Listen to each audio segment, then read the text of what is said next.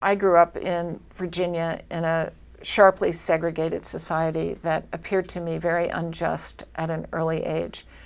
I've puzzled about why I was so swept up in that notion of injustice, because it was not something that my parents were particularly concerned about. They accepted the mores of the community in which we lived. And I think the reason for it, now that I've spent some time thinking about it, is that I was the only girl in a family of 4 children. I had 3 brothers.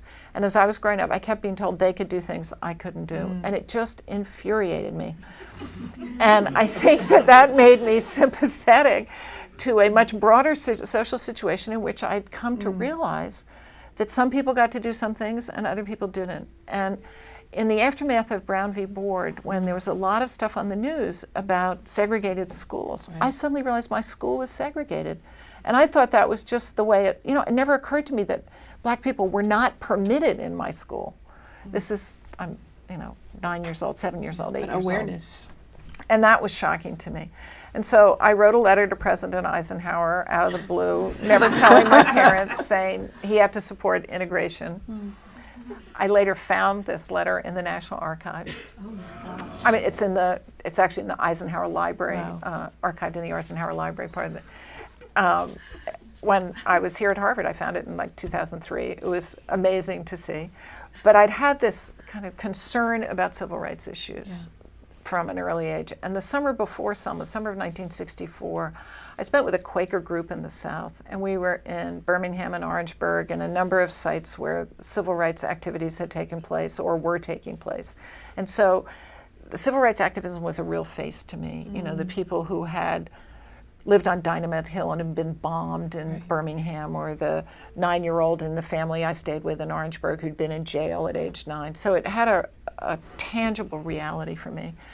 And in the spring of my freshman year, when I started watching what was going on, and the Bloody Sunday took place, and our about-to-be commencement speaker, John Lewis, had his head bashed in, I just couldn't stand it. I thought, if people don't stand up, what becomes of all of us? And so it was almost as if I had no choice. To be the person I thought I was, I had to get up and do that. It's a symptom of youth, I think, to feel, often anyway, to feel that passionately about something, that there is no choice. I'm afraid nothing has seemed, or few things have seemed quite so vividly imperative to me. Everything got more complicated and complex as I got older, and everything had nuance. This was just, you have to go. So my then boyfriend and I got in a car and drove, and left Pennsylvania and drove alternate 100 miles, and we got to Atlanta, Georgia, and we were exhausted. And I'd been in Atlanta the summer before, so I knew how to find the Morehouse parking lot. And I thought, we can go sleep in the Morehouse parking lot. No one will bother us. Well, we were asleep in the car in the Morehouse parking lot, and this guard knocks on the window and says, "What the heck are you doing here?" And we said, "We're on the way to Selma." And he said, "God bless you." So I went to Selma.